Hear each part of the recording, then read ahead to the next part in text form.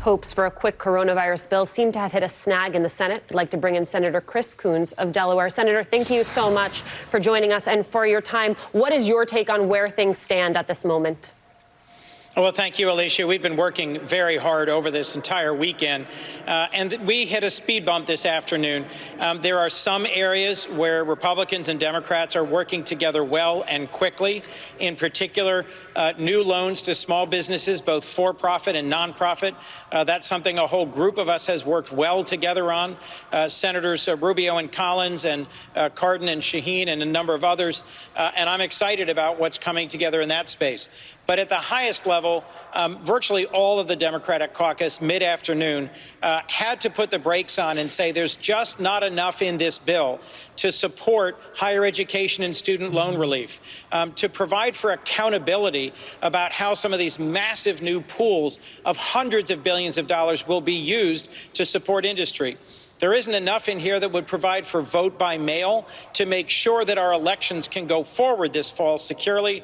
And most importantly, given the interview you just did of Mayor Durkin of Seattle, is support for state and local government. Alicia, I spent 10 years in county government. I know that our local governments can get money out on the street fast, but they're also the employers of the frontline public health workers, the medics and ambulance drivers and paramedics, the nurses and hospital orderlies and doctors in county hospitals who are doing so much of this work. We have to support them. Senator, you just ticked through what is a pretty long list given where we are in this timeline. Additionally, a source familiar with the bill told The Hill that Republicans are refusing to add strong worker protections and that Democrats are concerned that the language protecting employees of companies receiving federal assistance is just too vague. Do you share those concerns? I do share those concerns. If we're going to put out nearly $2 trillion in assistance, and we've got millions of Americans facing layoffs, I think it is minimally reasonable to say that we expect the companies that will be taking tens of billions of dollars of assistance will sustain their payroll. We're fighting over some small differences in language, but they're big differences in terms of their impact on workers, on unions, on communities, and on families.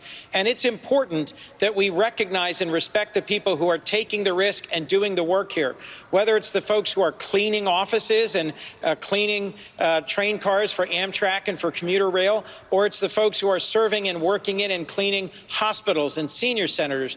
Those are exactly the sorts of folks we're standing up and fighting for.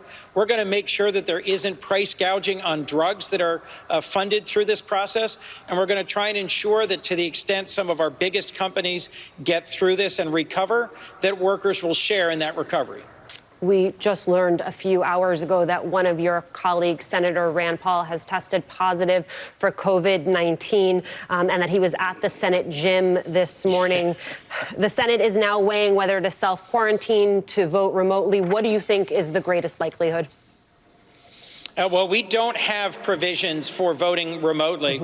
After 9/11, a lot of work was done to figure out how we could move to another location and vote as a group there. But ultimately, conversations about how to vote remotely broke down. And Alicia, that should be a reminder for us that as we get through this pandemic, this crisis, we have to prepare for a future one. We simply have not invested enough. And the response of the federal government to the needs for testing and for equipment, for protective gear and provisions hasn't been as swift as it needs to be. Right now, folks don't want us engaging in partisan bickering, but as we look forward to how we're going to recover from this, I think it's important that we learn some of the lessons of the past. We don't have provisions to vote remotely, and we ought to have provisions for voting by mail to make sure that our election in November happens on time. Senator Sen Coons of Delaware, thanks so much. Thank you.